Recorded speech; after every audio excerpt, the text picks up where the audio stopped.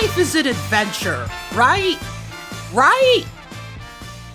I think it's time we jumped into the parts of this beloved series that everyone has been waiting for. I am referring, of course, to the Melancholy of Haruhi Suzumiya, the series we cover every month on this, your favorite Haruhi podcast, Don't Know What to Do. I forget why I called it that, but I am your host, as always, Elena and or Hedgie, and today we've got our favorite Haruhiologist to invite once again. Say hello. Hello, it's me. Yep. Of course, I've been here. I've been here more than a couple times. You should know who I am by now. It's good to have you on board, especially after that one time that I added Mikuru to the Blorbo list. That was fun. But today, we're continuing with part 12 of our ongoing discussion of the Melancholy of Haruhi Suzumiya, and it's the thing people have been waiting for quite some time. I know I've teased some things, so I might be repeating myself a bit if you've listened to previous episodes. But today we'll be discussing everyone's favorite part, Endless 8! Isn't that lovely? Oh yes, everyone's favorite part of the series. I love that, it's just barely recent enough that you can still, to this day, go back and read old forum posts off, My Anime List of seeing people's real-time reactions to this as it aired. Yeah, no, that's one of the nice things about Haruhi, is that it's just at the tail end of the forum era, so you could just go and find most of its stuff is just there, on abandoned forums and blogs, but it's not like you're trying to find go back and find something from the late 80s, early 90s. If you were to do a Rama deep dive, that'd be much harder. A lot of stuff that would only be in magazines or really old websites, but Haruhi is smack dab in that perfect middle ground, kind of like myself. I don't know why I only just now had this realization given how many parts of this series we've covered, but while researching this, I did realize, I'm wait a minute, I was the same age as the characters when that first season of the anime first came out. How am I only just now realizing this? Cause I don't know why, the nostalgia of that era specifically hit me harder than I expected, especially compared to older stuff that I remember watching as a kid, but I guess that early to mid high school era anime, especially since, as you said, the very end of forums and old online communities, that's just a little Goldilocks zone of just, when we transitioned into modern online fandom. That little short transitionary period. What year was the first season of the anime? It was 2006, I believe. So yeah, the first season of the anime is the same year Twitter was founded. It is the exact end of that era. The exact end of the era. This was probably a lot of people's last fandom before switching to the modern era of social media and wikis. Back when you had to search for everything individually. There was no subreddits. There was no Discord servers for every single thing. You'd have to go on a website, forum, or something dedicated specifically to the thing of your choosing. And that's just what it was. And forums were wild times. Yeah. No, it was a very different internet back then. I remember when the Endless 8 was coming out during my 1 year in college before I ended up dropping out, and I remember watching these as they were coming out. It was you would be able to find next day fan subs because the translations were a little choppy, but yeah, that doesn't matter that much for this episode, honestly. But the absolute frustration of, wait, they're doing it again. Oh, okay, well, it's the middle part of a time loop. It's fine. It's episode 2. It's like, oh, it's just the middle part of the time loop. It's fine. Next one, they'll resolve it. And no, they're just doing it again. And they're just doing it again. For 6 episodes, that was incredibly frustrating, especially with the weird way that season 2 was done. Yeah, that's already... Like, season 2 just by itself was already done weird. Although, I do have to say... I find it funny. I feel like by the 3rd one, it'd be like, oh, well, I guess they're doing 8 of these. Yeah, no, why would they do like 3 or 5? It was funny seeing the denial from people being like, next one's gonna be the last one. It's like, yes, the 7th one is gonna be the last of the endless 8. No, after the second middle loop, I was like, okay, I'll come back. This is gonna be 8 episodes. Maybe they'll do... Yeah. But have you talked about how season 2 worked on this yet? Yeah, but for a quick recap, season 2 is just, so fun in, like, how it was released. It was basically, I guess technically it wasn't fully 100% stealth released, due to how, like, production and stuff works, but as far as most viewers were concerned, yes, it was a complete surprise stealth release. Do you remember, it sounds like you were part of the communities and fandoms at the time. Do you remember how that felt, just like slowly learning all the details? Yeah, it was like, so if I remember correctly, it was they started it with reruns of the first season, but this time aired in chronological order, which is also the order you would, or rather DVD order, because episode 0 was still episode 0. Yeah. But they also inserted the new episodes in where they would go in for season 2, where they would go in chronological order. So you had one new episode based on a different timey-wimey short story. I don't remember what that one was called, but it was Bamboo Leaf Rhapsody was the first of the season 2 Bamboo Leaf episodes. Rhapsody, that's what it was called. It was where Kion and Mikuru go back in time so that Kion could convince Haruhi that she should go to this high school because there's going to be weird stuff there in the future, and then he has to go to sleep in Yuki's spare room for 10 years. That was it was a nice little thing. It's like people were freaking out because, oh my god, new episode just planted smack dab in the middle of this thing. Yeah, and then for additional context, there were like prior announcements where like they put out a teaser on like the Haruhi website, not for like the anime, but just like the Haruhi media in general. So whenever there's like pop-up cafes or books, it's all featured here. But people immediately recognized, oh, this is an animated teaser in the KyoAni art style. And by that, I mean, the teaser was like 6 hours of fake traffic cam footage with like occasional little snippets of like, at exactly like 2.5 minutes, you see like Haruhi running across or something, which is a very Haruhi way of doing a teaser. Yeah, the marketing for Haruhi was fascinating.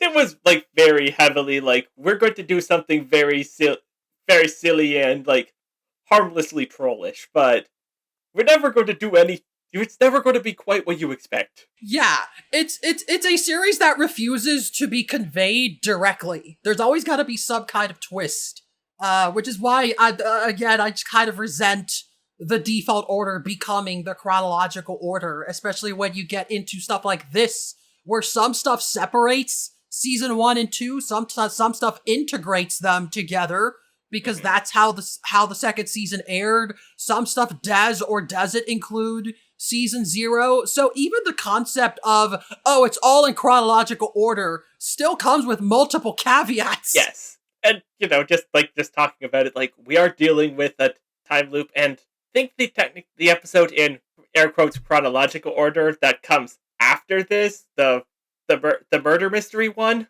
that's that episode takes place during summer vacation. That is happening every one of these time loops. It is just its own episode off to the side. Yeah, I will get to that in a second, but anyways, the whole teaser thing, what they announced is like, they basically confirmed that season 2 is in development, And then after that, unrelated, Kyoto Animation did everyone's favorite of an announcement for an announcement. I love when they do that. But then the announcement was, we're doing reruns of Haruhi. Here's the episodes again, but in chronological order. So it's a bit different. And most people assumed that's like, oh, well, it's been like 3 years, so maybe they just wanted to do it in chronological order again to refresh everyone's memories, get everyone caught up to speed, especially for something like this that's kind of confusing if you don't, like, go back and rewatch things or such. So most people probably assumed that they would announce the release date for season 2 during the reruns. Or maybe that they would even continue directly after the rerun. Season 1 is done, tune in next week, season 2 starts. Nobody expected to be like 6 or 7 episodes into season 1, and suddenly here's a brand new episode out of nowhere. Where they're like, oh yeah, when we said it's all in chronological order, we mean all of it. Season 2 is finished. It's just all put together now.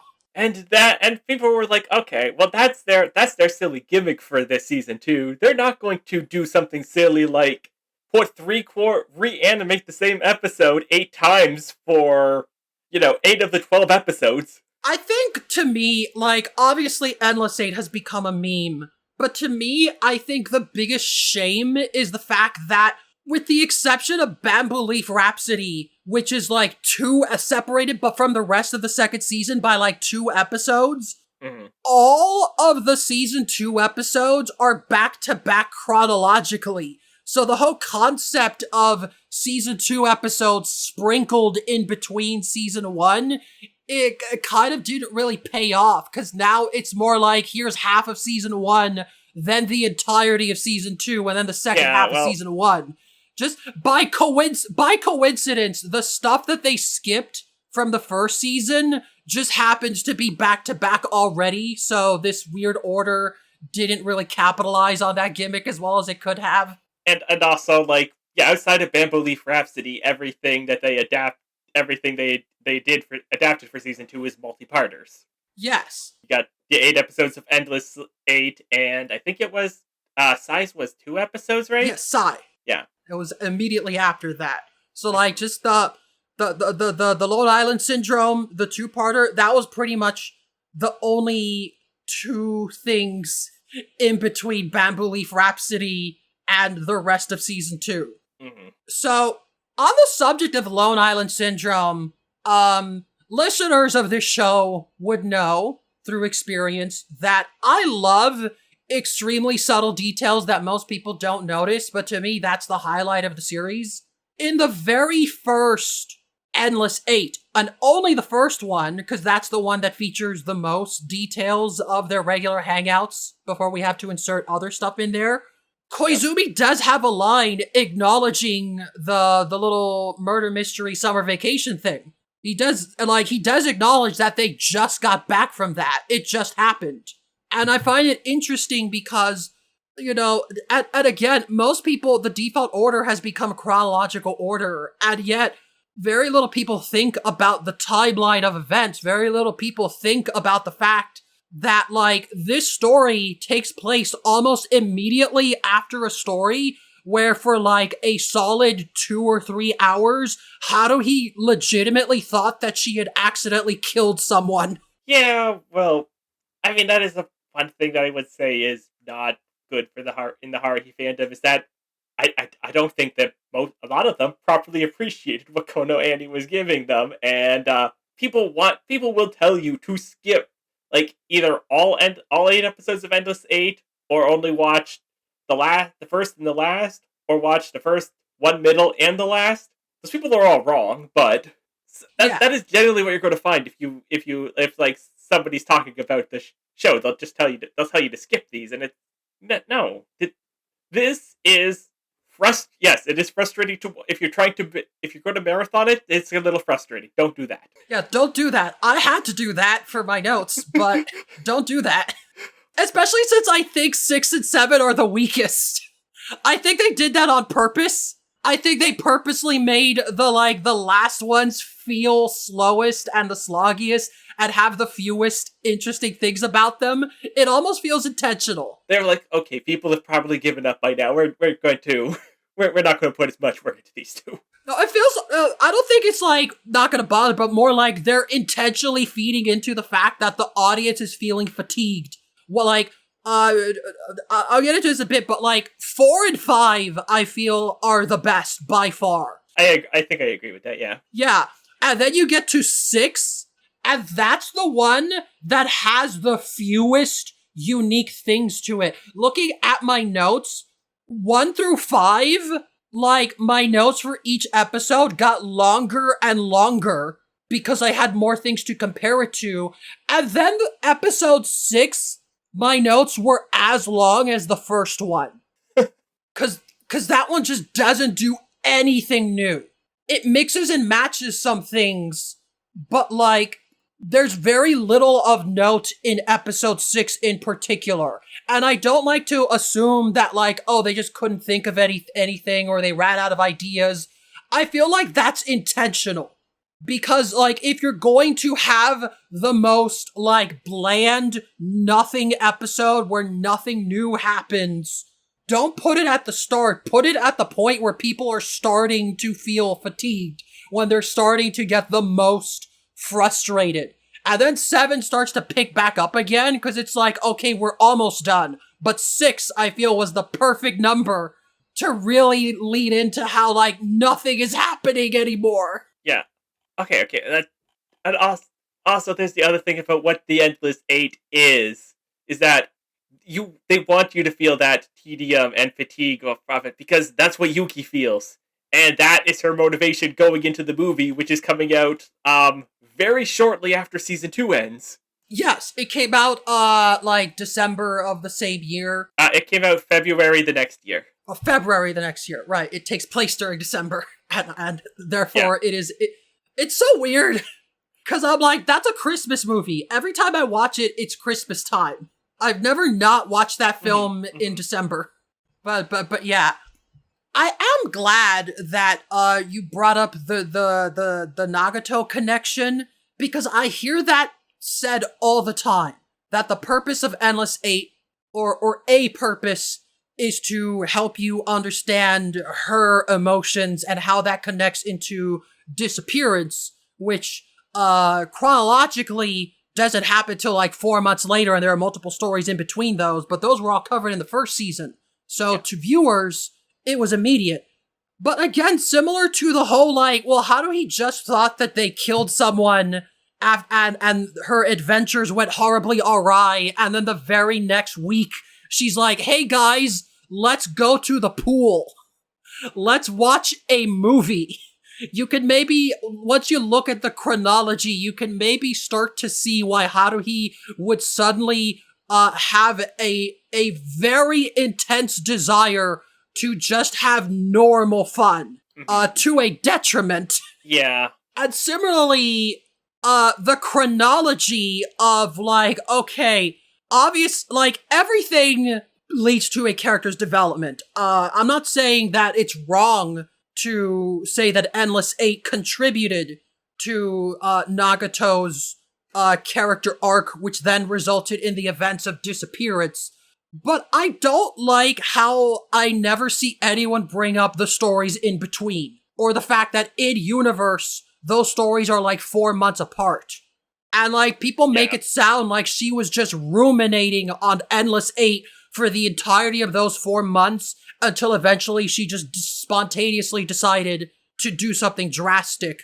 But I'm like, look at the stories in between those. Like, she got to do a student film, she got to play guitar, she got to do fortune telling and help work with her class for the culture festival. She learned about video games and computers for the first time. I mean, okay, the sides make it clear that making the movie was not a good experience either. I mean, you say that. Sai, I feel is, I have feelings about that, but it has one of my least favorite edits that the anime did. The anime has a tendency to leave out details that are like my favorite. We'll get to one once we get to Endless 8 proper, but like, in Sai, there is a part where Nagato straight up says she does not care what happens to the Earth as long as she can do her mission. She is not remotely stressed out about the potential dangers that could happen. And I feel like that's the first and maybe only time where she gives any actual insight as to what she feels about the things that are happening. To her, the events of Sai are just a regular day, especially compared to Endless 8, which was a regular 15,000 plus days. Yeah. And I'm just like, I don't know. To me, the fact that, like, her deciding to try and make a new universe with no supernatural elements whatsoever, I could definitely see how Endless 8 is a contributor to that, but also I feel like you could easily argue the opposite, where she has had more than enough experience doing exactly that. But the difference between Endless 8 and the following stories is that they didn't do anything that Nagato wanted to do. I don't think she even had anything that she wanted to do during Endless 8. It took 4 months of character development and being allowed to try new things for her to eventually gain this new desire of recreating the world. And to me, I feel like that feels like a bigger contributing factor than just Endless 8. I feel Endless 8 was like the start of her development, but people talk like it's the only part of her development. Mainly because that's just kind of how the story is told. Kyon himself doesn't really seem to think about these details. Yeah, that is the ultimate thing, is like, in preparation for this, I did reread this. I did read this short story. I didn't previously read it. I only ever read the first 2 light novels, which are the Melancholy, which is the main episodes of season 1 of Haruhi, and the Sais, which they're also not great. They're also not great, but they're light novels, and when you're translating light novels into English, I never want to be too hard on when I'm reading a translation and the prose is bad, because it's impossible for me to tell whose fault that is. Yes. But I will say this, the short stories are significantly worse because they have even less to hang on. You have even less meat to hang on to. I feel like I get where you're coming from in that I guess technically, depending on your criteria, they are worse. In the same way that I could argue that, yes, watching Endless 8 is a worse experience than watching any other 8 episodes. But again, like Endless 8, I feel like those have a purpose. Mm-hmm. Especially because, like, yeah, you're right. The prose, and I don't know how much of it is translation, how much of it is the author of the original, and how much of it is just language barrier in general. The prose is almost non-existent. Kyon is very direct in his narration. Yes, he's very just matter of fact, unless he's being sarcastic. Yeah, a good example, in Endless 8, one of the most memorable things in each episode is Nagato picking out a mask at the festival. That's one of the recurring elements in each episode. One of the things, something sometimes gets skipped every once in a while. There are some episodes that are just like, we don't need to bother with this scene. Don't even include that. But they never skip the mask scene. And it's so interesting because if you then read the light novel version of it, Kyon literally just goes, and then Nagato went to buy a mask, and then moves on. And then, like, a few lines of dialogue later, Haruhi's like, where'd you get the mask? And then his narration is just vaguely describing his thoughts on her getting the mask, but he doesn't actually describe what happened. So, the fact that the anime version is so consistent in how that scene plays out, that is an anime invention. Because the novel just did not bother. Yeah. And on that note, I think contributing to the fatigue of Endless 8 is the fact that it has such weird pacing when you look into the short story version. Cause like 90% of the story is just describing them having normal day-to-day occurrences. It is mostly just normal day-to-day occurrences, and occasionally Kyon is like, wow, I have some weird deja vu. Yes. The part where the characters get together and realize that they're in a time loop and they discuss it, that feels like it's the halfway point, but there's only like 2 scenes after that, plus a montage where Kyon just lists the things that happened over the next 2 weeks. He doesn't really go into detail for anything after that, except for the scene where they're stargazing with the telescope.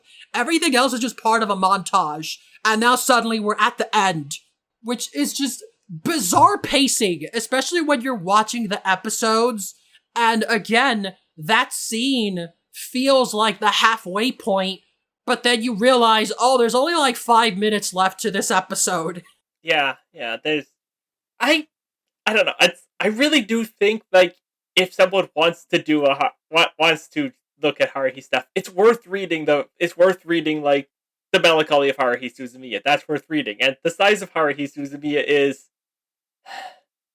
I'm gonna be honest, if you are from... I don't want to derail us too much in talking about The Size of Haruhi Suzumiya, but... No problem. You know, it's got the infamous scene where Haruhi goes too far during filming the movie, and Kyon slaps her for it.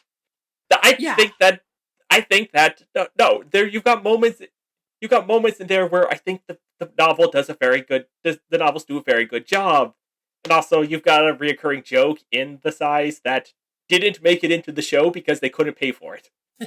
Where over the course of the book, Haruhi just goes through scenes humming random songs. And the first one is "Rock Is Dead" by Marilyn Manson. And you're like, that's a weirdly specific and odd choice. And then another one, she's humming "Ride of the Valkyries." And then at the very end, and then towards the end, she's humming the Imperial March, and you're like, and it clicks together. It's like, oh, she's humming famous movie soundtracks because "Rockin' Dead" is the credit song from The Matrix. Yeah. And like, obviously, they could not afford the Imperial March in Haruhi Suzumiya. Maybe they could afford it if Rock Is Dead. Marilyn Manson was not expensive in the late 2000s, at that point in the 2000s, but yeah, that is a thing. So, I said before that, like, there's the prose is almost non-existent. When I said almost, it's because when there is prose, when there is a flavor to what Kyon is narrating beyond just him saying what is literally happening in front of his eyes, it's just weird references. It's incredibly weirdly specific. It's just either Kyon or Haruhi referencing weird things that have nothing to do with anything, and Kyon feels the need to describe those things in excruciating detail, whereas extremely important things that are super relevant to the events of the stories or the characters around him, he will just completely ignore. You want to know what hyper-specific sci-fi about aliens and or robots Yuki is reading in any given scene? Kyon will tell you the specific book title and author, usually someone who usually written in English, that she is currently reading. Which is the weirdest thing, because it's like, those are all hyper... I mean, I haven't read all of them, but the ones I have read, this is hyper dense prose and the exact opposite of this. Yeah. So, to me, Kyon is the epitome of the unreliable narrator. Extremely, yeah. Because, when people think of unreliable narrator, they often assume it means, the narrator is lying to you or misleading you in some way. But that's not the only way to be an unreliable narrator. Kyon is unreliable because he is extremely biased, he is extremely stubborn. As I said, he will go into excruciating detail about completely minute, unimportant things, while also being completely uncurious about things that should matter to the story, but because Kyon is not interested in those, it's just never elaborated upon. Yeah. Kyon constantly refers to himself as just a normal guy. He is the everyman of the story. But when you look at his personality that comes through in the narration and the way other people treat him, it's like, no, Kyon is a weirdo. One of the very first lines in the first book is his friend from middle school being like, oh yeah, Kyon's always been weird. He's always done this. in response to him trying to get close to Haruhi, which does get expanded upon in later books. It's like, no, Kyon thinks he is a normal, everyday guy, but he's so weird.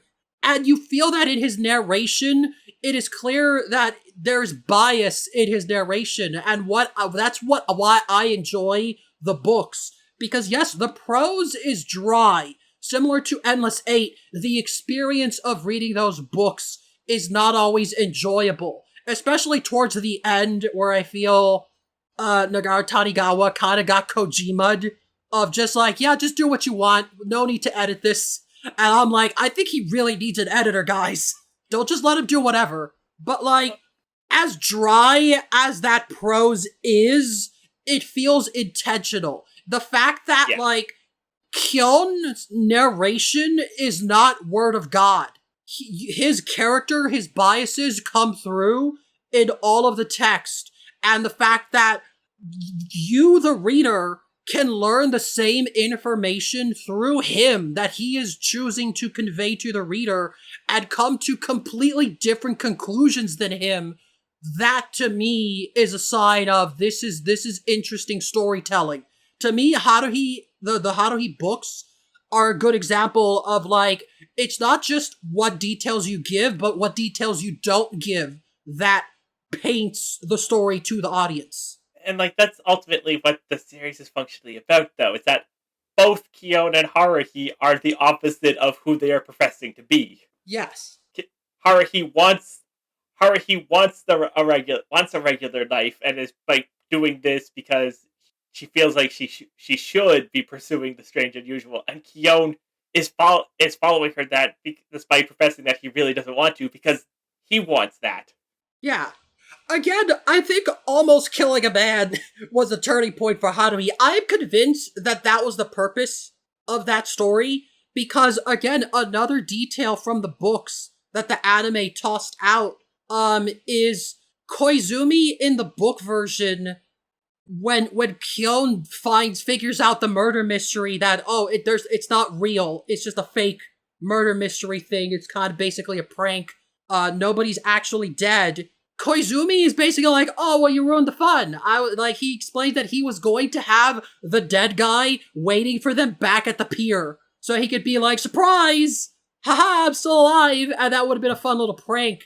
But I remember that detail and being like, wait a minute, they're still on that island for like a day and a half. That's how long he was gonna wait to reveal that he was going to have Haruhi think that they killed a guy for like more than 24 hours? Just leave her ruminating in that before coming clean? That's how long he was planning to keep her in that mental state? I mean, that's always... I'm convinced that the goal of that event was to scare her straight. Of being like, we're gonna give Haruhi exactly what she wants, a big exciting thing is gonna happen, and she's gonna hate it. I feel like that was the purpose. Yeah, I mean, that kind of is how Koizumi and the other espers work, is that they're constantly like, okay, Haruhi is... They're always, like, a couple steps removed from everyone else, and that they are actively trying to manipulate Haruhi. The time travelers, they want to find out what is going on with Haruhi. The aliens, they want to just observe Haruhi and see what's happening until, they all end up going off on their own agendas after being on Earth for various amounts of time. Yeah. But the espers are like, oh, no, this is a teenage girl who has who has the ability to do this, and we can manipulate that. Yeah, and like, it sounds sleazy. It sounds suspicious, and that is absolutely how Kyon sees them. I mean, we never actually, but because, again, we only see it through Kyon, we never get a bigger picture. It's like, maybe they're on this, maybe they're right in this, maybe they are that sleazy. We'll never properly know because Kyon is our viewpoint. Yeah, again, details that the books ignore. Sai, it features a scene where Koizumi basically pledges his loyalty to Kyon. He straight up says, if I am ever forced to choose between the brigade and you, and my organization, I would side with you. And you could see that as potential manipulation. Maybe he's lying, maybe you don't trust him, but the fact that he is the first character to say that out loud to let Kiln know that there are competing factions here. There are conflicts of interest that may come up in the future, and when those happen, I want to side with you. My loyalties lie with you. Whether he means that or not, him saying it out loud, I feel, is an important detail that paints a lot of who Koizumi is as a person. But Kiln doesn't think of it that way. Kiln is just like, I don't know, this guy's suspicious, I don't think I trust him. And then, like, the very next scene, Mikuru basically does the exact same thing, and Kiln immediately trusts her. Oh, she's like, I don't know about Koizumi, like, he's saying stuff that I don't quite agree with. Not saying he's wrong, just, maybe you shouldn't listen to everything he says. And Kiln's reaction to that is, oh, thank you for telling me. I really appreciate it. I know that I can count on you. He never suspects Mikuru in the same way he suspects Koizumi, despite the fact that, like, you could just as easily read the Time Traveler faction the same way. There's a lot of suspicious things there, if you choose to look at it that way. Oh yeah, no, they're also doing stuff because, the integrated data entity is probably the only one not actively manipulating anything, but that's because its agents constantly are like every other time you meet one, they're going rogue. Yeah. They're the least likely to interfere, and sometimes that's the problem. Maybe they should be interfering because their agents keep trying to kill people. But like, yeah, that is just like, to me, that's the appeal of the novels. And the Kiln's narration, again, it's not the most pleasant thing to read. Kiln is a weird guy, and again, I do also think, like you, that, like, maybe some of it is translation, some of it is weird, but, like, that comes through, and that's why I feel, that's one of the contributing factors to why, like, I don't feel you can do a straight adaptation of Haruhi. Even if you put everything in chronological order, the way the stories are written and the way information is conveyed... I mean, the books aren't in. The story encourages the reader to take elements of the story and piece it together themselves. Yeah, no. Regardless of the chronological order it's revealed, you're still encouraged to do that, and that's why I feel the anime took things out of order to make that more clear. I mean, the books also aren't in chronological order. They're in a different non-chronological order than the show, but they're also out of sequence. They're technically... So, the stories were published via magazines in chronological order. Okay, when they were published in full volumes, they were... When they were published in full volumes, I think the only contributing factor was word count, and that's why it's in a weird order. That's what it feels like to me. That sounds quite possible, yeah. But, like, because they were published in magazines, and there's no guarantee that you bought the previous issue, a lot of stories are written to be technically standalone. So, yeah. I feel like with the books, they're like, it doesn't matter super hard if it's out of order, that's not important. But KyoAni, when they made the first season, feels like they realized the storytelling potential between doing it anachronistically. It's not just a side effect of the publishing order, and that's just how they did it. It's like, no, there is a reason that you would want to convey things this way. It enhances parts of the story. It encourages the listeners or the viewers to just piece it together, because things in that first season that you were expected to know in the books, you don't know if you're watching the anime. And you're expected to notice little subtle details, including stuff that isn't highlighted or pointed out to you by the narrator or the main action. And to me, that's what reading the books is like. So I think they fully understood the assignment. And when you extend that to season 2, I feel like they once again understood the assignment. It's not about the literal events that are happening in front of Kyon's eyes. When you look at just that, you have a very bland, poorly written story. Mm-hmm. But that's not the appeal of the books. Kyon's narration is not the appeal. Again, it's less about what is told to the reader and more about what's not. What the decisions that Kyon makes on what is and isn't important, and his biases coming through. And just the weirdness that happens from that. Like, the fact that the books don't distinguish between his dialogue and his narration continues to just be so weird throughout the entire series.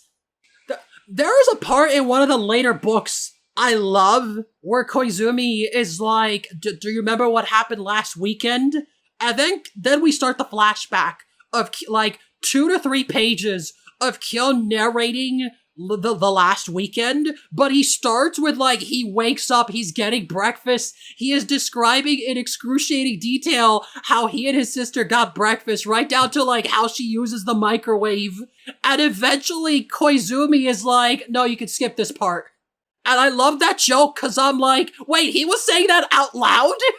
Yeah, that is pretty good. And like, if I had to compare what the Haruhi novels that I read, if I had to compare them to like a western some books, I think the best comparison I could really bring it to it is the Dresden Files series. I don't know if you're familiar with. They've definitely fallen off the last 20 years. I haven't gotten into them, but I do know of them. Yeah. Which, it's very similar. It's like, you have this guy who constantly is professing how normal he is despite being a wizard. And it's like, this guy has very specific preoccupations, and it's like everything is coming through those lenses, and those lenses are often very unpleasant and kind of creepy. And it's like, but you could piece together, if you want to actually figure out what's going on, you have to look beyond what he is narrating at you, because he is constantly going to give you the wrong information, which, they're playing in noir space where that is more directly coming from, definitely more than in Haruhi, but it's a similar overall effect in that you can't trust the guy who is constantly telling you how normal he is. Exactly. Yeah, I do think it's hard to think of comparisons. Mm-hmm. I can't think of a better one than that, at least. It's like, it's not a thing that you see that's a very common thing, and that's why, it's a little too Nichols for the way you have your first person narrator that is constantly reassuring you how normal he is, and that should be your biggest red flag that he's not. Yeah. I think maybe we should actually talk about the episode since we came to talk about an hour into the episode.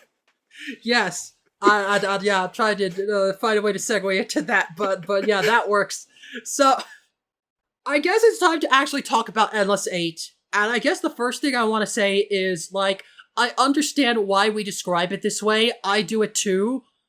I kind of resent any time someone describes it as, quote, the same episode 8 times. Yeah, okay, it's the same plot, but, like, no, everything is different. Every episode is individually animated, and if I don't know for certain, I've not looked behind the scenes, I would assume that they all were entirely storyboarded differently. Yes, so, I unironically believe that Endless 8 should be taught in schools. I think Endless 8 is the perfect tool for, like, a film studies class, because it really showcases how differently you can do things without changing the script. Which, they do change sometimes. There are, like, minor changes in the script in episodes. I was like halfway through writing my notes when I'm like, I'm not gonna get through all of these. This is too much. But like, there are definitely little details of like minor changes in the script to suit the needs of how they were doing the scene differently. Because if I were teaching a class about something like this, I would make an assignment to be like, I want you to pick a scene from a book or a comic or whatever. You pick something to adapt and film it, and then film a second version and try and change as many things as possible while still making it clearly an adaptation of the same source material and using the same actors. That's the one thing you have to keep in mind, because Endless 8 is just filled with examples of, like, things that are invisible to viewers. Things that you never think about but still contribute in how a scene is read. There are drastically different versions of the same scene taken from the same script. So in terms of behind the scenes, Endless Eight 2 through 7 have the same writer credited, and I assume that they just made one script and the directors for those episodes were allowed to make minute changes to those scripts because there aren't major ones. But like, you could see how each episode had a different director. Different people taking this same source and interpreting it in different ways and choosing different ways to convey the emotions of the characters. And it's so fascinating when you pay attention to those details. I have so many notes, way more than I can convey. That is another thing. For the most part, I really do like the Haruhi dub. It is one of the. There was at the time of anime when they were actually getting pretty good at doing dubs. Yeah. I think that they absolutely did not do as good a job on the Endless Eight dub though, because they are the deliveries are too similar across the episodes. Whereas in the Japanese, you can definitely tell that they're definitely getting different direction each time. Yeah, you don't get that as much in the dub, probably because the people working on dubbing these episodes are not as invested as the people making the episode, but still. Yeah. And so, like, I guess I've discussed on this podcast before that, like, my goal isn't to get people to watch or read Haruhi. My goal isn't to get people more into this series, but to just get people more invested in any deep dive and thinking about how we consume media. And, like, Endless Eight is the biggest example of why I think Haruhi is the perfect series. Haruhi is the perfect example for why I think we focus too much on what happens. People's investment in a film or show or book or comic, people I think fixate too much on what happens. Everything else beyond that, the cinematography, the score, the lighting, the costume and set design, these are things that are invisible to a lot of audience members. They don't care about that. They just want to know what happens. And Haruhi is a series, it's the only series I know that actively does not care about what happens. If you want to know what happens, too bad.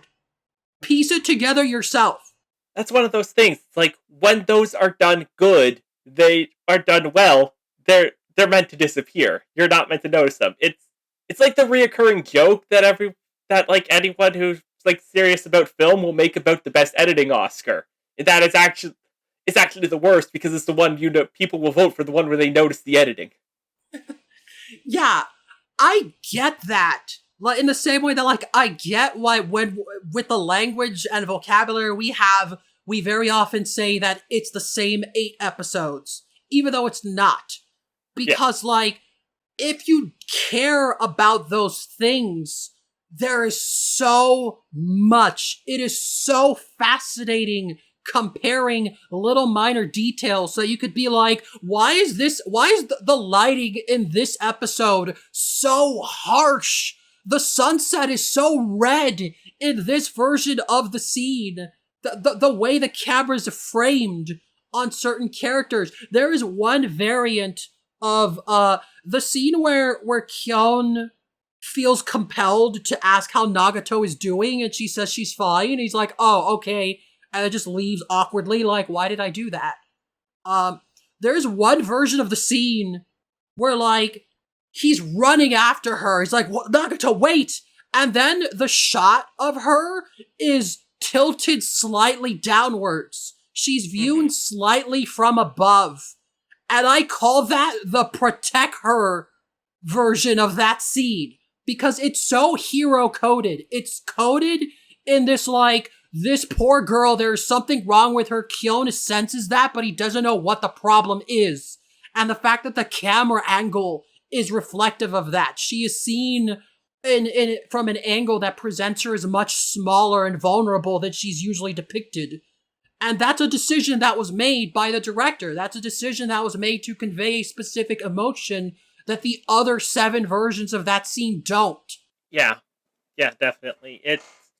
I didn't take as thorough the notes. I basically just watched one episode like before bed for the last 8 days. So I don't have as thorough examples, but yeah, no, definitely the directors of each individual episode were definitely like, they had their own thoughts on like how do we emphasize the different emotions here? How do we take the script and do what we think from it? And it definitely shows, and they put so much effort into that, and it's beautiful. It really is. It's just audiences coming to the wacky fun anime at the time were not prepared for that. They were not the audience for this level of craft, and it didn't go over well, which is a shame, but also not entirely unexpected. It's so expected that I respect them for it, because it was so obvious what the audience reaction would have been, but they did it anyways. And I can't imagine any thought process behind the decision other than it's just cool. It's just interesting. We find it interesting. The average audience member isn't going to care about these minute details because, again, people mostly just care about what is happening. And again, I can't think of any series that is more hostile to this philosophy than Haruhi. Here we have a set of 8 episodes where nothing new is happening. The question of what is happening is useless. You get to like very artsy stuff, very artsy films or shows. Something is technically happening, but with Endless 8, it's like, no, there are 0 new things happening. It is 100% the artsy stuff. And if you don't care about that, you literally get nothing out of this experience. Yeah, exactly. I mean, there are probably, various independent short films and such, but it does it uniquely because it's, hey, one, we're doing this with a big budget studio anime, and like KyoAni at the top of their game is significant. Yeah. This season came after K-On!, which I believe was their most successful anime up to that point. Yeah, this came after K-On! And both seasons of Lucky Star. This was... Yeah, the height of their popularity and the sequel season to one of their most successful anime. This is the most mainstream you could get, and the fact that they dedicated themselves to one of the most artsy-fartsy things imaginable is so impressive to me. Like, okay, ultimately, the reasons and direction of why are complete. They're not similar in that regard. But in terms of alright, we know everyone's going to hate this, but we're going to do it anyway. It is up there with the last 2 episodes of Evangelion. Yeah, I can see that, and yeah, you're right. There's behind the scenes reasons for why they had to do it like that. I don't think they would have done it the same. Yeah, no, I think if they had proper budget for it would have been story-wise similar to the end of Evangelion. Probably not as bleak because they didn't hate their audience yet, but. Yeah, but it's clear that once it was clear to them that they weren't going to get a proper ending, they did commit to that. They did decide, oh no, this is what we're going to do. We can't afford to do better, but if we're going to do this, we're going to do it this way, even though it's probably going to piss off a lot of people. Yeah. Whereas this was okay, we know this is going to piss off people, but we want to do the incredible artsy fartsy thing anyway. Yeah, especially since I don't think I ever read anything that confirms it, but it's often assumed, and I think maybe it was confirmed somewhere. Again, this is a thing I heard on forums and stuff, and who knows how much of that is true. But I think at one point, the second season was going to include the disappearance storyline before they then decided to turn that into a movie. And maybe that's when they decided, well, we need 7 more episodes. How do we get that? Well, hey, guess what? That could be. It's surprised that they managed that. That must have been a pretty early pivot though, because Yes. there is budget to each of these individual episodes. Like when people say it's the same episode, it's like no, these are everything is uniquely artistically crafted versions of the same story. Air quotes. They're so different that my notes include details on how the characters are dressed in individual episodes. Because clearly, what the director thinks teenagers in high school will wear to these scenes also varies. Yeah. No, everyone's wearing completely different episodes in every one. Everyone is you got your different vocal directions on each one. You've got the minute differences in dialogue because the scenes are slightly different because you changed it to match the scene. There's a lot going on in each individual episode, and honestly, I don't think it'd be interesting to listen to us dissect that into bit by bit, but I got to the 3rd episode, and I'm like, this is way more notes than I need, but I've committed, and I'm just curious. For my own curiosity, I want to know how many little minor details I notice. And that was a very fun experience. For people that do care about that, again, cinematography, the camera framing, the lighting, the costume and set design, it's so interesting seeing little things like that. Like, for example, in the books, Kyon just says they went bug hunting. He never specifies where. So it's interesting seeing in the different episodes. Well, some of them they go to the mountains, others they go to a park, others they go to a park but a very different looking park. And just all the different versions of that scene where it's like, yeah, the same thing is happening. The events, if you were to see them summarized, are identical and they're based on the same script. Mm-hmm. But the way that is conveyed visually is completely different each time, even though for most of them, it's like a 5-second clip in a montage. Yeah, the Kyon's lack of prose and leaving out most of it was ultimately a strength for how they went with these episodes because he left enough blank spaces that you had a lot more range of what they could do with the individual bits. Yeah. And that's generally how the books are written, is there's all these blank spaces that we may never find out. Or maybe we will in later books, and I'm gonna be disappointed when they reveal that this thing, but there's just so many things where it's so fascinating hearing other Haruhi fans talk about what they would want from the series if it were to continue, which just gets more and more bleak every year. At this point, I'm like, we're not gonna get a 3rd season. At best, we might get a reboot. Enough time has passed that they kind of would have to do that first. Yeah. If they were to bring back Haruhi, it'd be time to if you're going to be time to fully remake it. I don't think you should.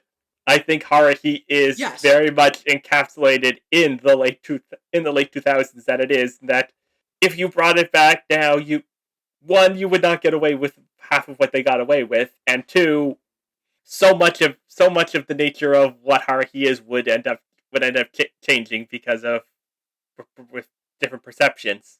Yeah, I understand. Typically, a lot of fandoms are there are certain habits of what they expect, what they want, and I'm just things need to be a mystery. When something isn't explained in Haruhi, I don't immediately assume that's foreshadowing something that's gonna pay off. That's not how the series works, as far as I'm concerned. We've both seen how people reacted to the end of Chainsaw Man. You really think that any of them could handle new Haruhi? Oh god. I thought that I don't know what I thought, but absolutely I feel like people would be less ready now than they were 10 years ago. Yeah, well, the last decade has been a doozy. Yes, it has. And that has affected how media is made and how it's consumed.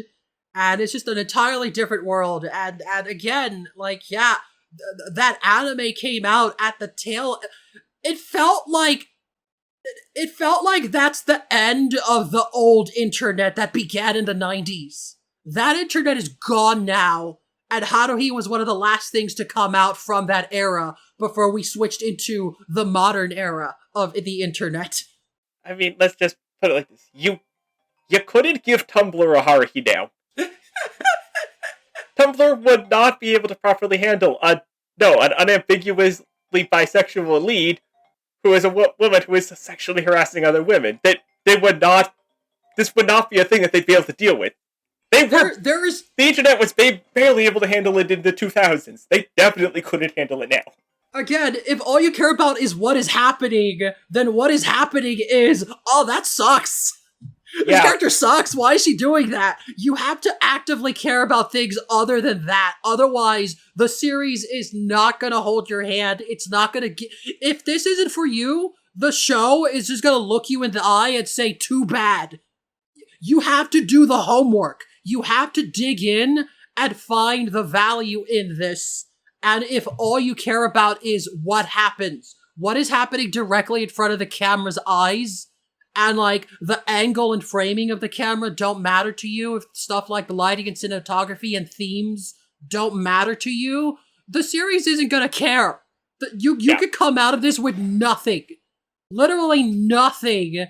And the series is gonna be like, I guess that's what you wanted. I always say, Haruhi is a series you get out of it as much as you put in.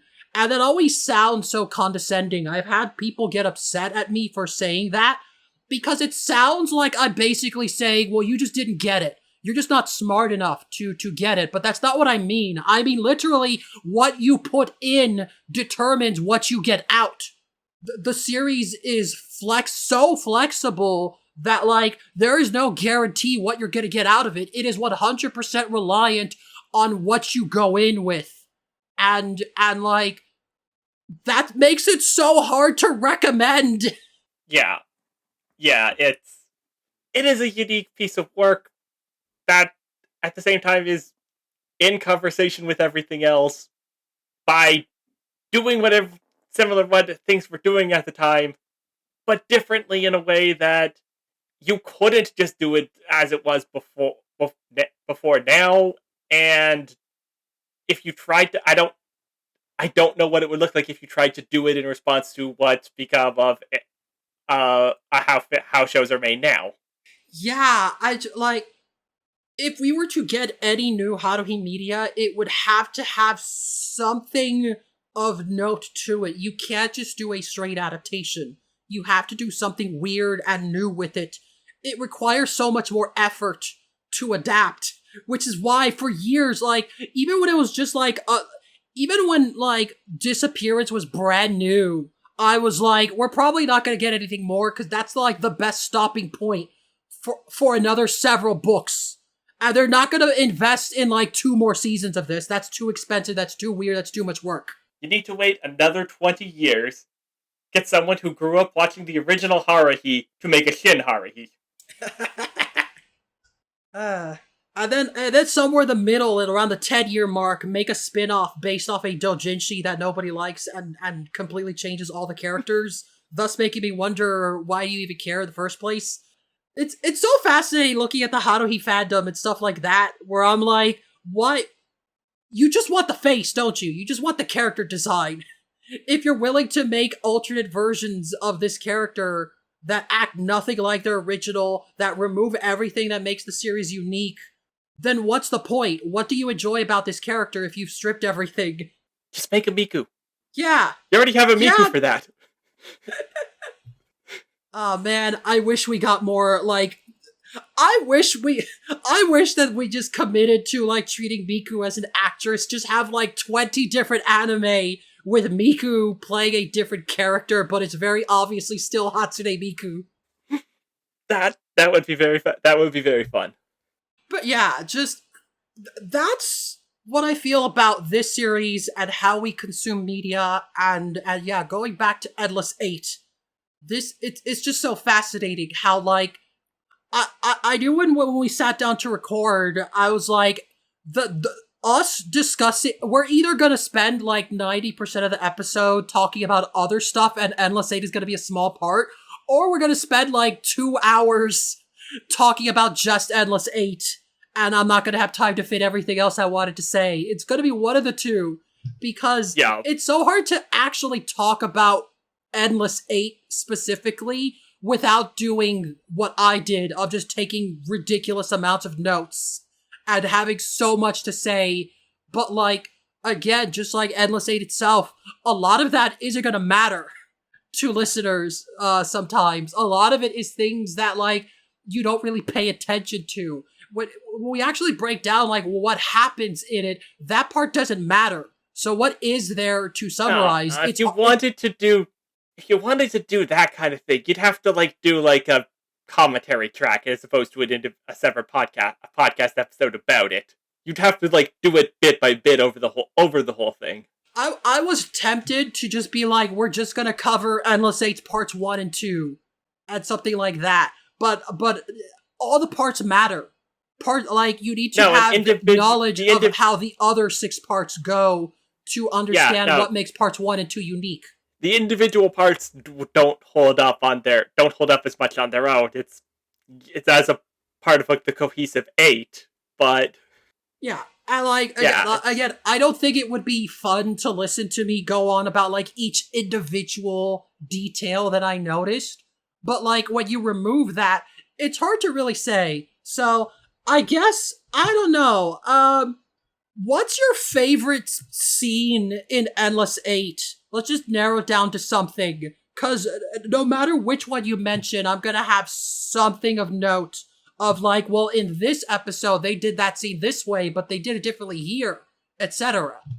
I can't remember which episode it was individually. It's one of the earlier ones on after the second, where we're definitely framing where the scene is focused when Yuki and Koizumi are explaining, oh hey, we're in a time loop, and the framing is definitely like more narrow, laser focused in on Yuki and how she's just really, really tired of this. Yes, that is a thing I love watching. How like in some episodes she looks blank faced, but in other episodes she looks so tired or bored and is just not invested in this conversation that she has had more than 15,000 times. And like, in addition to that, in some episodes, it's a subtle detail, like she's in the background, but in other episodes, she is clearly framed. There's one episode in that scene where like Kyon and Koizumi are talking. The camera frames Kyon from the side as he sits up.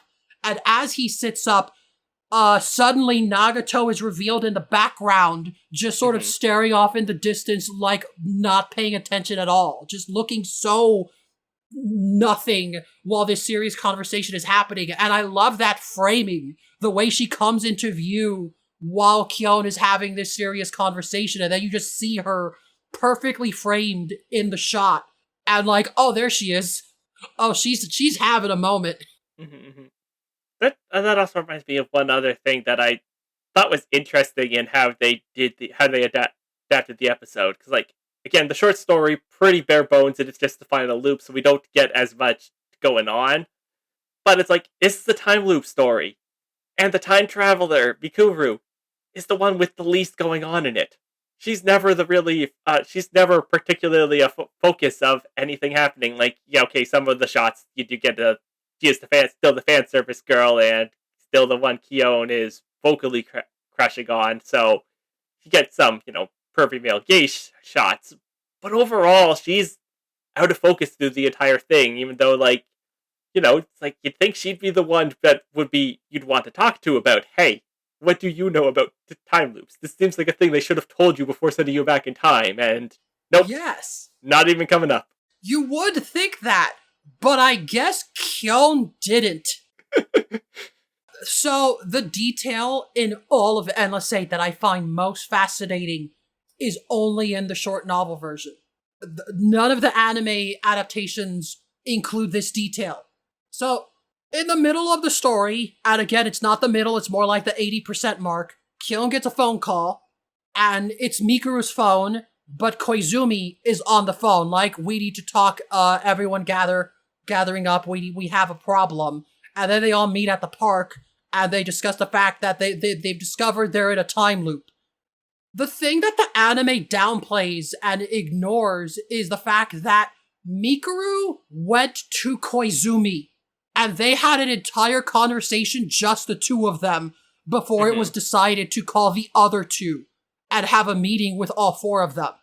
Like, in the novel version, Kyon, in response to learning that Koizumi is using Mikuru's phone, the two of them are alone together, and he's like, what the hell are you doing there?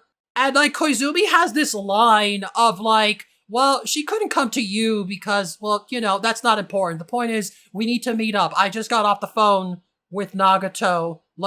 We have a problem.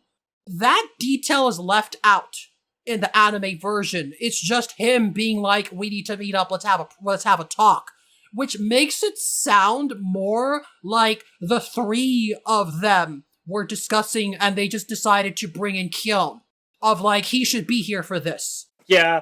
The fact that the book acknowledges that Nagato was not there. Koizumi just got off the phone with her before they called Kyon.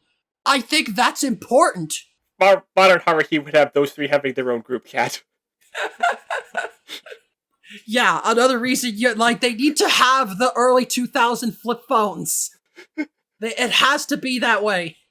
But Kyon doesn't pay much attention to Mikuru, but she is having an entire off-screen story that somehow results in her going out of her way to approach Koizumi specifically so that they could discuss these details.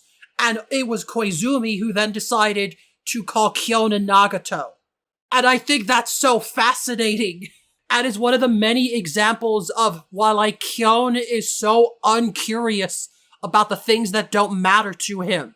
To me, that detail suggests that there is more going on to characters like Mikuru that he just doesn't pay attention to. He's not asking about that. He's instead asking, hey, why are you over there? Why are you alone with Mikuru? I don't like that because I'm crushing on this girl and I don't like the other boy being near her. That's what he cares about.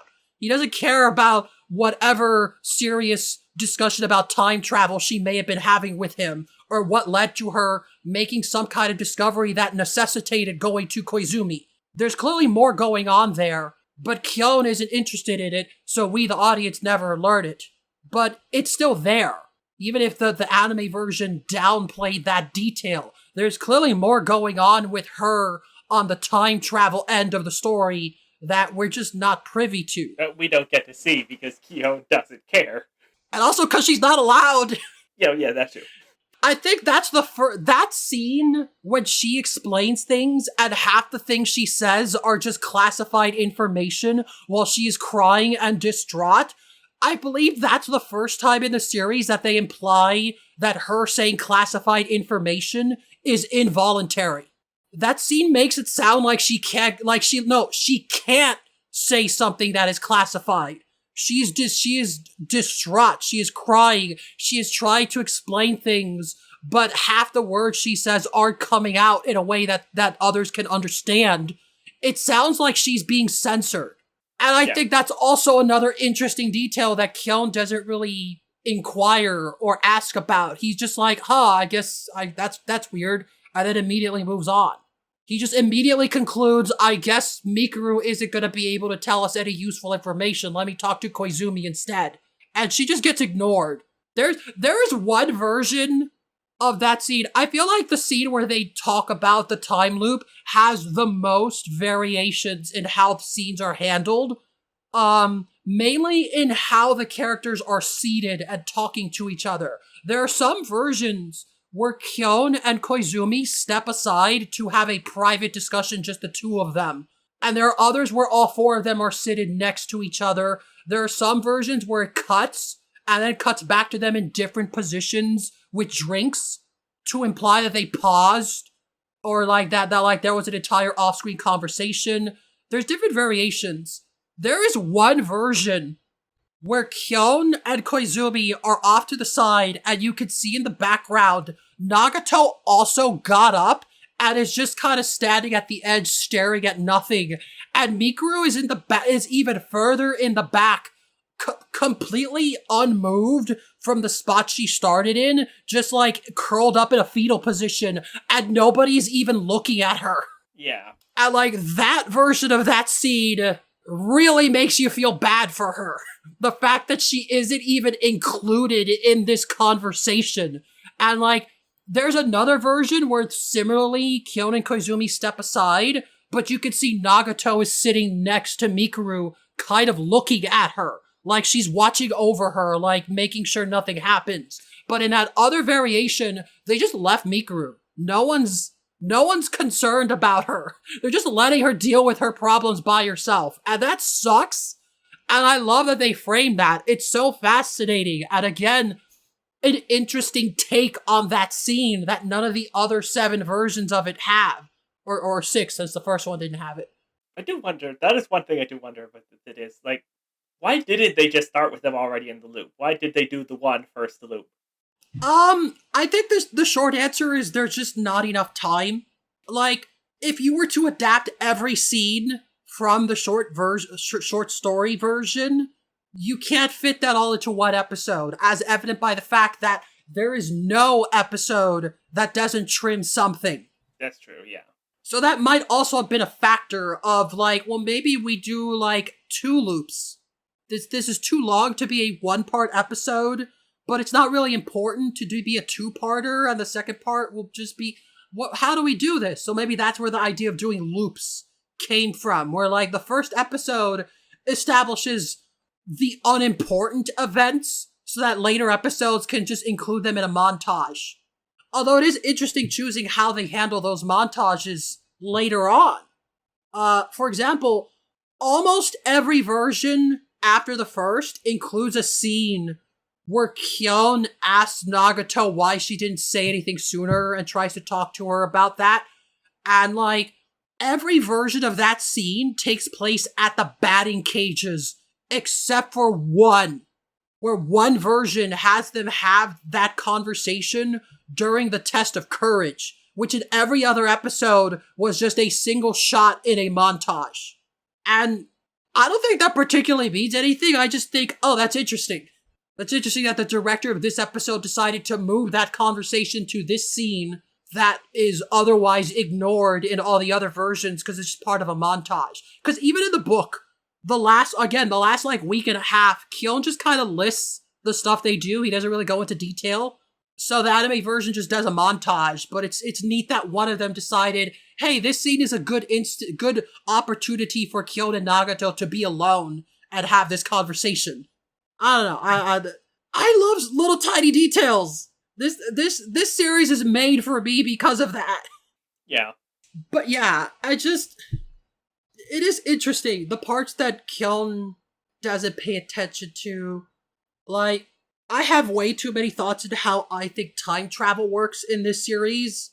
And just like, when Mikuru is describing things, but she can't because it's being censored, it comes across as she's trying to say, I tried to do this, but then after a few weeks of this not happening, I then tried to do this, but then I couldn't this.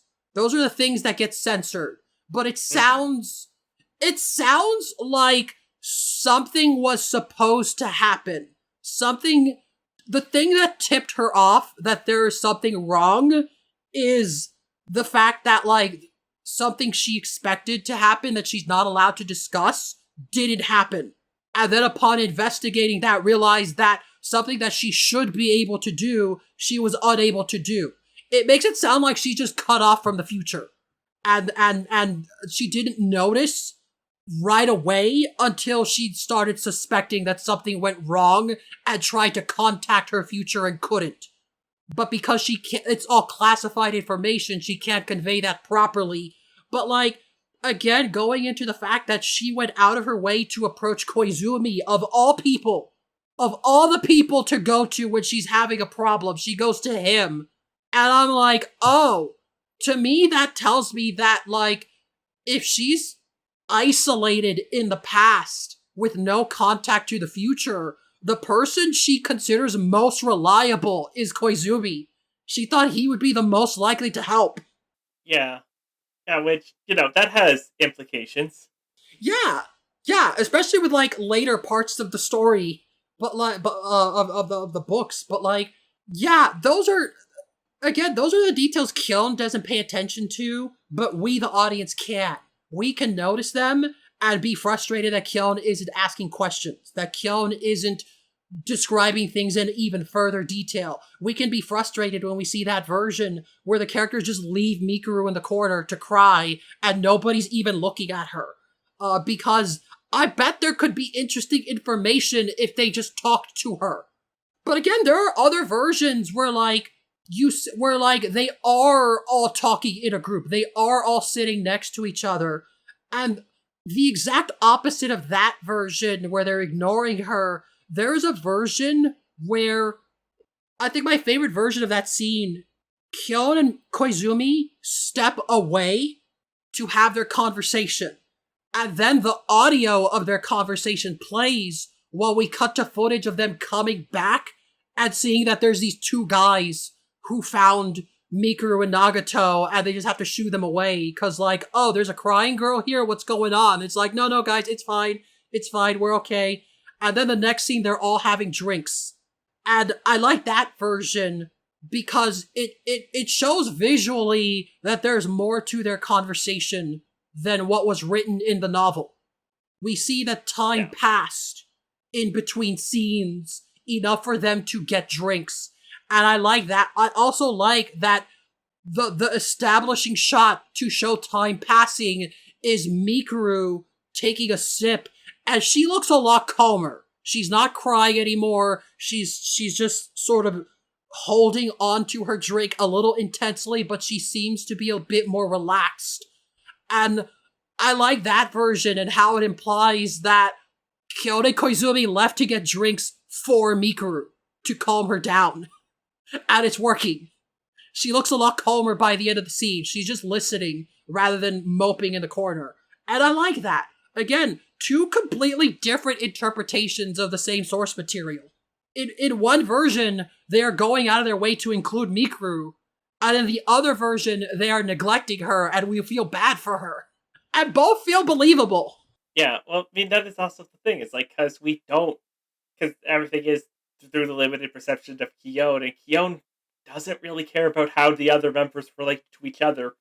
You never get a very complete picture of what there are enough blank spaces that you can clearly see that one exists, that, no, Yuki has thoughts about Koizumi and Mikuru and vice versa, and now all quadrants of that triangle, but Kyon doesn't care. Kyon is preoccupied with his own feelings about everyone, so you don't ever properly get the context there, and you get little glimpses in potentials there, but the way because it's all just slightly out of focus.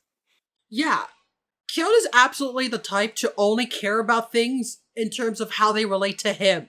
He never thinks of how these characters interact with each other when he's not around, and he's the type to take charge and speak up. Again, I mentioned the scene in Sai where Mikuru is telling Kyon not to believe everything Koizumi says. She straight up says in that scene that she didn't want to speak up.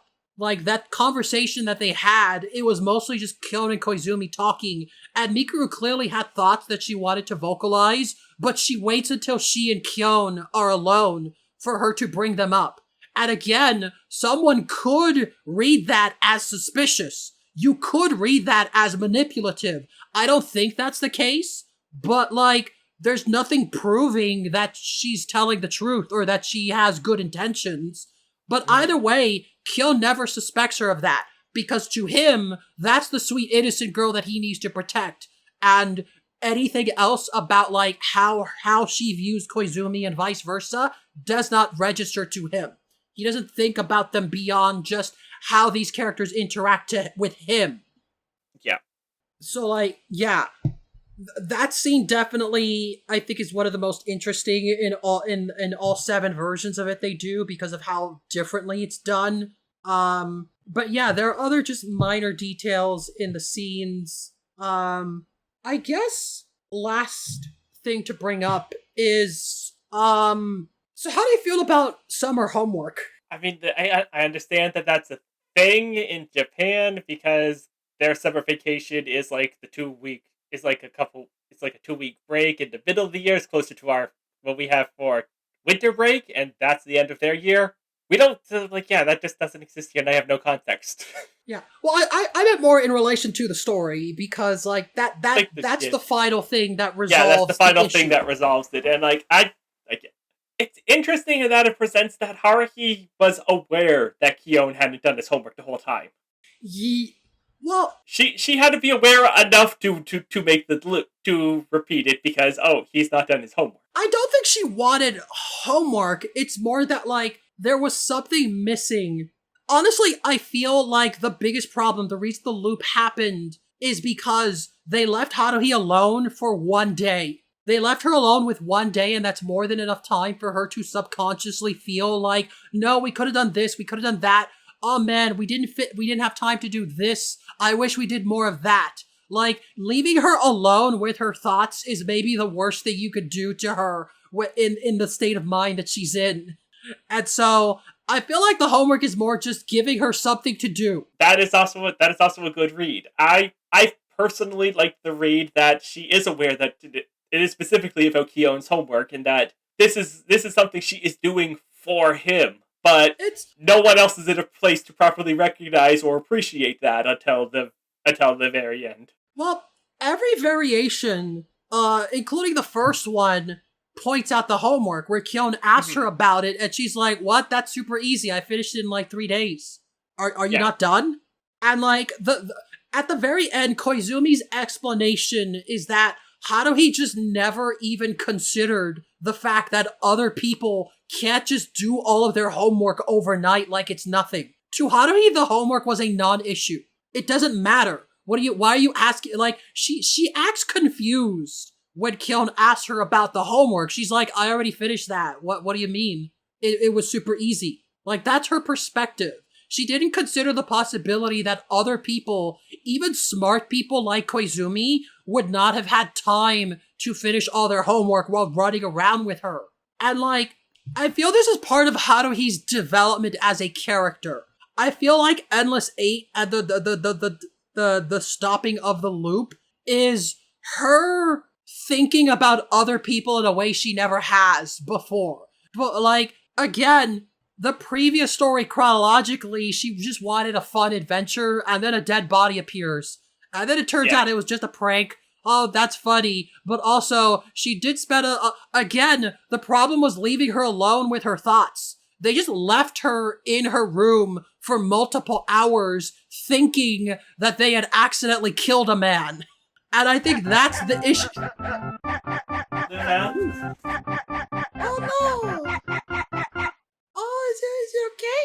Yeah. Found a dog wandering around outside and brought it into the house. And it's a big dog, and these two do not care for the big dogs because they are little dogs. Poor baby. But yeah, we see that logic continuing into Endless 8, and after that, again, at the start of the series, Haruhi was subconsciously going to destroy the universe because they were losing at a baseball game. And now suddenly the thing that she wants most is, let's watch some movies, let's do stuff, let's play computer games. To me, the core theme about Haruhi as a whole, the entire series, is finding excitement in the mundane, and Haruhi as a character slowly coming to realize that, and finding joy in the things that she used to dismiss as unimportant. I feel like Endless 8, she has developed enough that, like, she wants to have fun with her friends, but she hasn't developed enough that, like, oh, poor baby. Oh, this is going to be a nightmare for you to edit.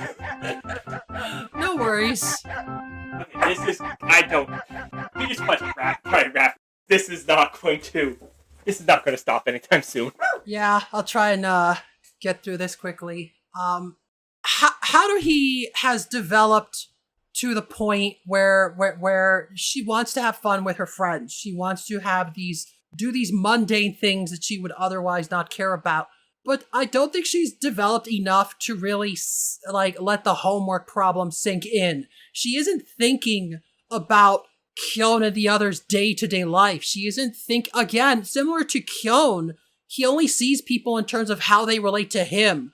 Haruhi's at that point only seeing how others relate to her. They're her brigade members. They're her friends. She wants to hang out with them. And when they're done hanging out, they all just go home and do their own things.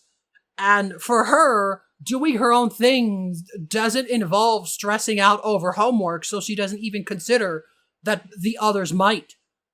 I don't think that she knew that Kyon needed more time to do his homework. Again, they had 2 weeks left when he asked her about it. She probably figured he finished by now. Yeah, he might be slower than her, but 2 weeks is enough, right? He had plenty of time to do his homework little by little at night when everybody left from the activities. Why didn't he do it then? So, I like that solution. I think it's kind of funny to think that it took more than 15,000 tries for Kyon to think about that. But yeah, that's how I see the homework at, man, I remember the days on forums posts of, people theorizing that, well, what if Kyon is secretly the one with godlike powers, and that's why the loop stops when he did his homework. Oh my god. That's what people needed. I hated those ones. It's come on. I hated those too. The disappearance book was already out. Come on now. Yeah, it's very much a what if the Rugrats were all in Angelica's mind sort of thing of this sounds very smart if you just don't think about anything ever. But yeah, it's that's how I interpret it, especially given Haruhi's behavior in other parts of the story. It definitely feels like she's starting to think of others in terms of, well, their lives exist outside of her. There's in one of the books, one of the later books that didn't get adapted. There's a whole subplot where Kyon has to do stuff over the course of a week, so he can't go to the club. So he tells Haruhi that his cat is sick, and he expects her to say something about him not going to club for several days. And yet every time she's like, oh, poor cat, I hope he's okay. Okay, see you tomorrow. And that's it. She's very reasonable when she needs to be, but also the first few stories chronologically prove that no, she's not always reasonable. I feel like that's character development. I feel like in the first book, she would get upset at him for skipping club meeting.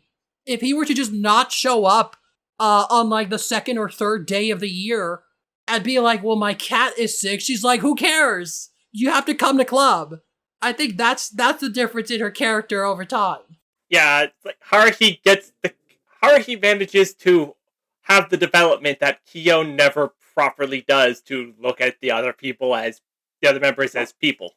Yeah, it's honestly the last books that came out get really frustrating because of that.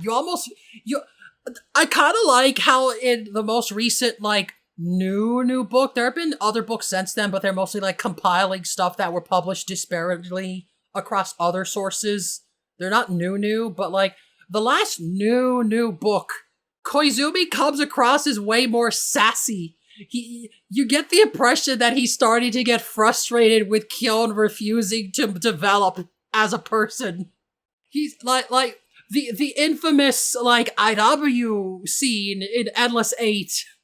Koizumi is a lot more direct than that in later books.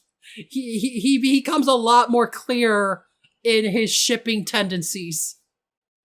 But yeah. To me, that's how I read the final scene. It's what I feel the final takeaway is. And I forget. I forgot to reread I didn't read the story after rewatching these episodes, but like I know the anime version at least they do have the scene where Kyon is like, we got this far because of the 15,000 versions of us before this, and like, I always found that interesting because, again, I'm like, why did it take him this long to think of this? Every other previous version, he just couldn't think of anything to do. Not once. And it took until this time to think about the homework idea.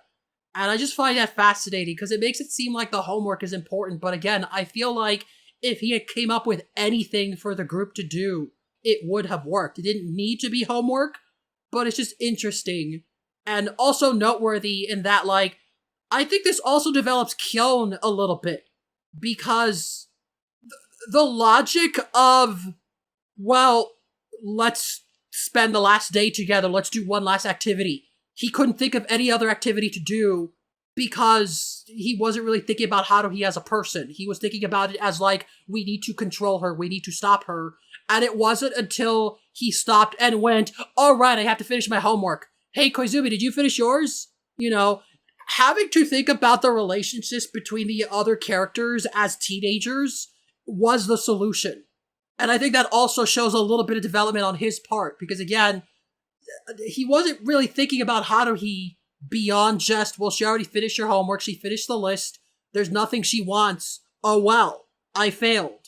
Yeah, you get to see him make, like, the first steps and directions of the same development that she's getting here, but if he develops then the format of the series changes too much, and might be why we're never getting an ending. He can't catch the Roadrunner or else there won't be any more cartoons. Yeah, exactly.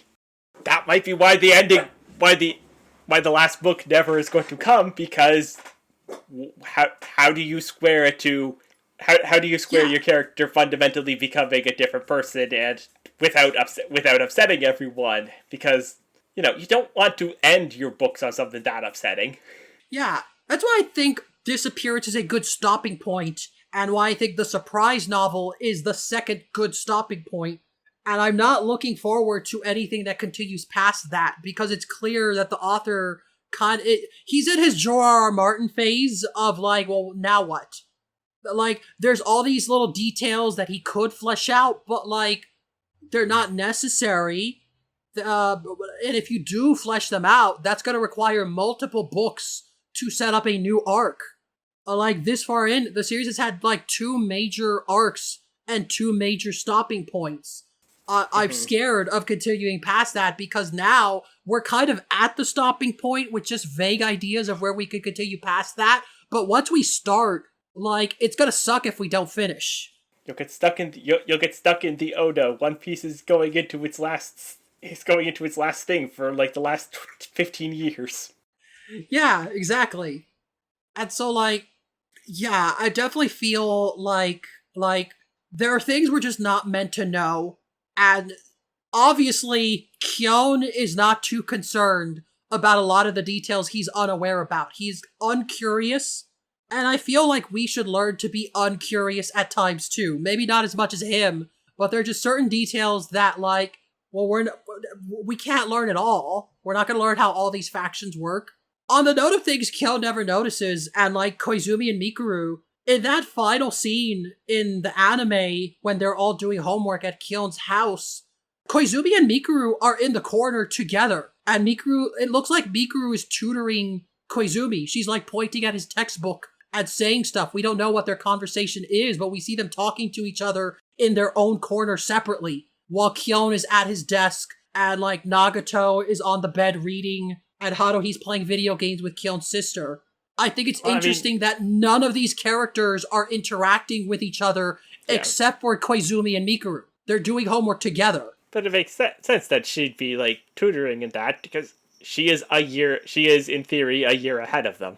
Yeah, but I think it's interesting that she's only doing that with Koizumi. She's not helping Kyon with his homework. Yeah. Before we go into fully wrapping this up, I do have the one question I've always asked. I always like to ask people when we talk about Haruhi. Yeah. Is Koizumi actually gay? I'm a weird person to ask this because if you want me to get technical, I don't believe in sexuality. Yeah, okay, yeah, that's point. Okay, fine. Let me rephrase it. Is Koizumi actually attracted to Kyon, or is he doing this out of what he thinks something that Haruhi wants? I definitely do not think it is the latter. I reject that premise. Especially since he does it when Haruhi isn't even... He almost never does anything in front of Haruhi. Why would he be doing it for anyone's benefit except his own? I do widely agree with this, but he will always claim that, and enough people have read the books and or watched the show and believed him on that, and I'm like, oh, that doesn't really make sense. Man, okay, mild spoilers for a later book. In the first novel, Koizumi claims to be on the lower rungs of the organization. And then much, much later, a villainous character who was once convinced that killing a small child is good for humanity and saving the future says that Koizumi is the leader of the organization. And so many people just blindly believe her, despite her being a very dubious source of information. But also, at one point in the books, Koizumi straight up says that, like, well, we don't really have, like, a hierarchy. It's more like a network of people. And I've seen people say, like, well, that contradicts what he said before about him being, like, lower on the totem pole. And it's like, yeah, because he's a high school freshman. Like, even if he were in the exact same position as the other Espers, he's still gonna see himself as lesser. Those are still his senpais, even though they have the exact same amount of experience. And of course, after a year of interacting with Haruhi directly, it makes sense that Koizumi will have some character growth and maybe have more responsibilities in the organization than he did at the start of the story. So, like, I never see that as a contradiction of anything. I don't see any of the statements given as contradictory or worthy of scrutinizing and suspecting any of the characters. Even the villainous girl. I don't think she was lying. I think she just genuinely believed that Koizumi is important because he is. Because he's the guy next to Haruhi. Yeah, but like, so many people see that and take scrutiny with it because they take every statement says literally. Including including Kyon. Kyon is a very literal person. Again, there's a part in Sai where he calls Haruhi a god, and Koizumi's like, you think she's a god? And Kyon's like, well, that's what you said. It's like, I guess. I mean, that is not what... he used the word god in the process of saying that, some people think that. Kyon is like, you use the word god, therefore that's what she is. It doesn't matter how often Koizumi says, well, some people think this, or take this with a grain of salt, or I believe that this is what's occurring, but what do I know? It doesn't matter how many caveats he puts with his statements. Whatever he says will be treated as fact, and if anything else seemingly contradicts that, it will be seen as a sign to not take him seriously and be distrusting of him. And to a lesser extent, I see this same logic applied to his potential sexuality. Yeah, no, that makes sense. Yeah, I completely see what you're saying there. Yeah.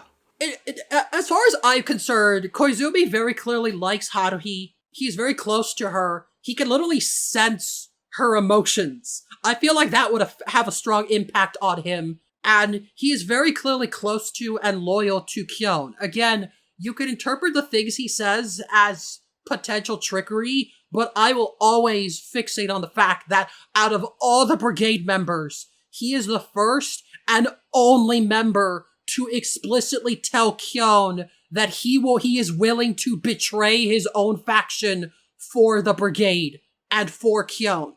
I think that is very interesting and a very clear sign to me that, like, no, Kyon and Koizumi, they're best friends, basically. Kyon wouldn't admit that, but Koizumi recognizes this. Kyon is basically the person Koizumi can be the most himself with, and I think that's why he comes across the way he does. And I don't interpret it as, like, explicit, like, flirting in the way people usually use, but I definitely feel that that's like, no, there is a strong connection there, and this is one of the few healthy relationships Koizumi has in his life, and he is expressing that. And to Kyon, a teenager in the early 2000s, all he can think of is, hey, no homo. That's it. That's all that matters to him. Yeah, no, I completely agree, and I am so sorry. I think we do gotta end this, though. Yeah, don't worry. Poor doggy. I wish I could leave some of these parts in, because I just like it. That's why I always leave cat sounds. But I understand that, like, dogs barking are more upsetting to listeners. Yeah, they peak a lot worse, yeah.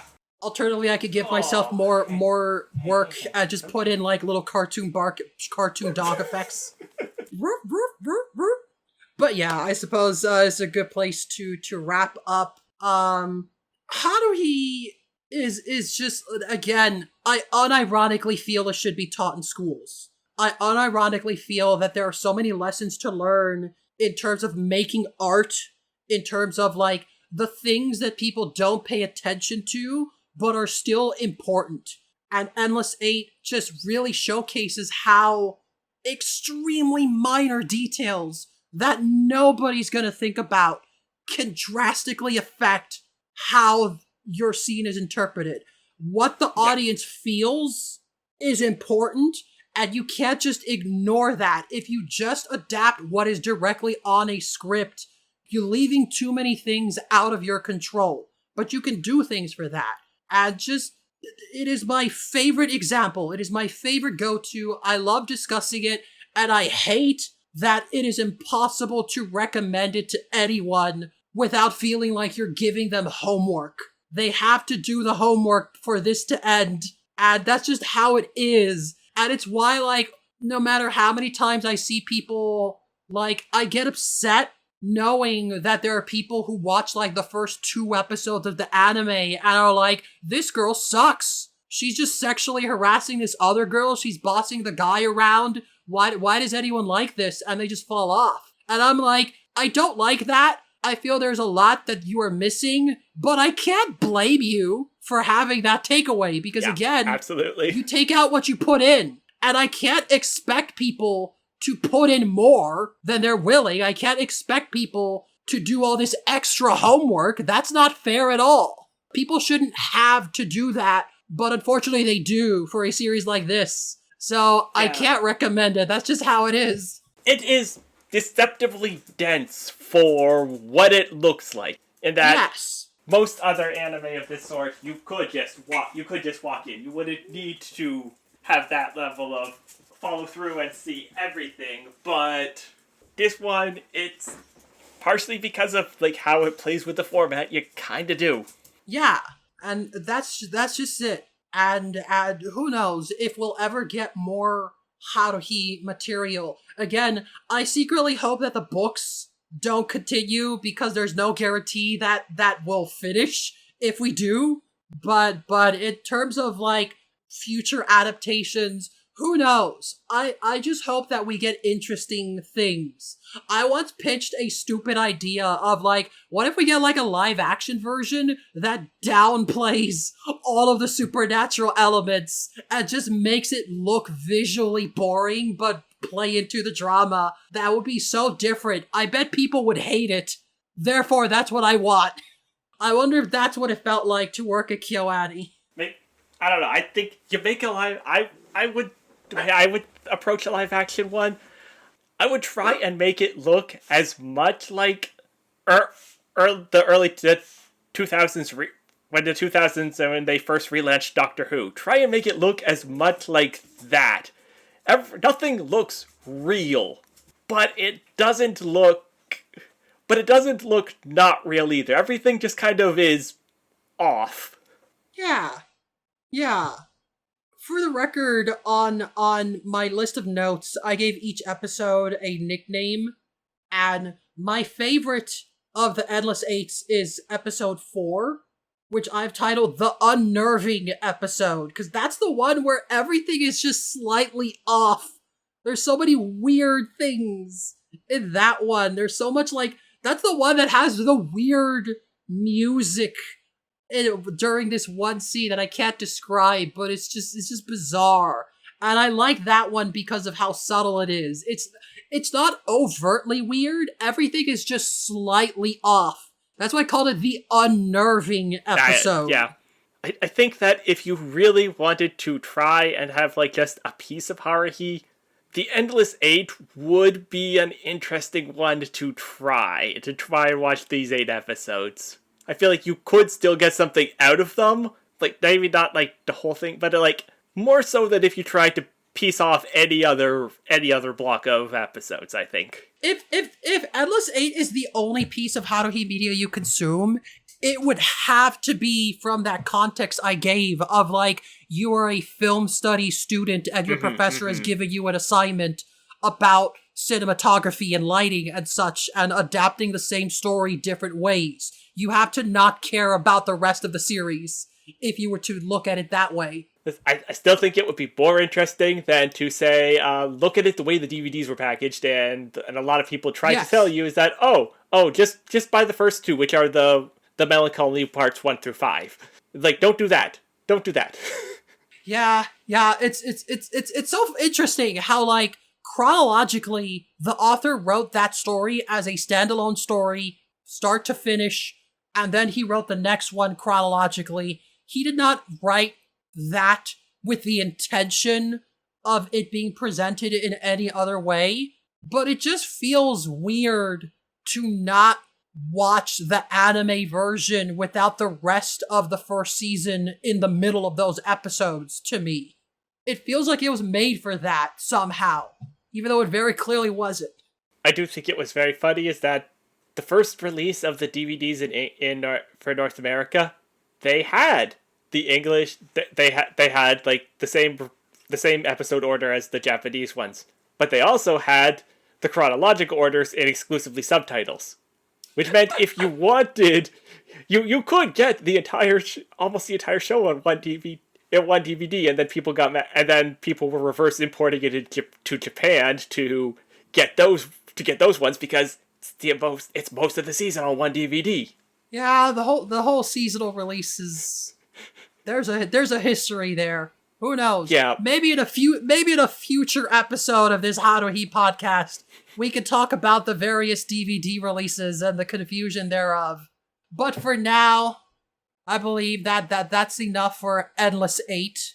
Who knows? Maybe I can do a bonus episode of just me reading all these notes. Oh, so we're not going to come back. We're not going to come back and do the exact same episode 7 more times? You have no idea how tempted I was to do that. But no, instead, we can put this subject to rest for now and focus on other stuff. Hey, this podcast is ending.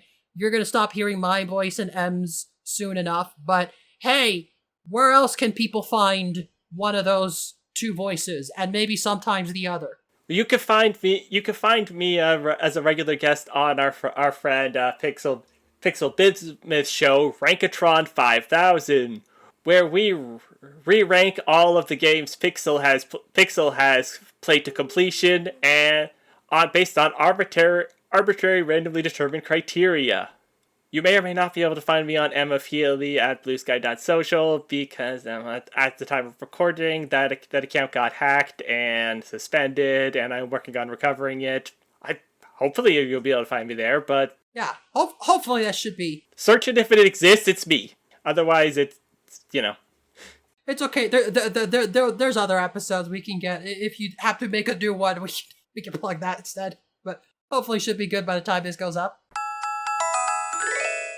Hey folks, just wanted to confirm with my knowledge from the future that everything has been cleared up. You can in fact find M on Bski via M of Healy, and after deliberating on it a bit, as funny as it is to only promote our April Fool's content, I did figure that there's going to be a non-zero amount of people listening to this episode, possibly. I don't know how the SEO for Haruhi's gonna be, but for anyone curious, you can actually find M at Battle of the Blorbos. That pitch was just for the April Fool's special, which should be out by the time you hear this, I think. And as for me, well, you can listen to me talk about Ranma in case you're not aware of that. And I could talk about other stuff. Who knows? This is all about media. That's why I made the Ko-fi link not have Ranma in it. I'm just Elena Bun Bun in the little Ko-fi link under the description. But yeah, you can go ahead, check us out. We're funny even outside of April Fools. So that's always a good plus. Anyways, back to the past. Yeah, it's been good having you on board. I appreciate it as always, and I hope everyone at home enjoyed listening. And so it's been good having you on board as always. Hope you had fun, and I hope everyone at home enjoyed listening. Have fun, folks. Have fun, everyone. Good night.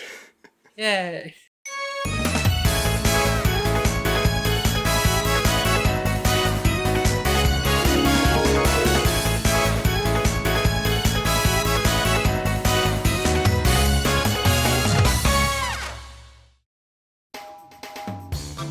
On the next episode, Kyonix Koizumi, the ship that never sinks. This was just the one-off. You gotta go back to talking about Ranma. I love you!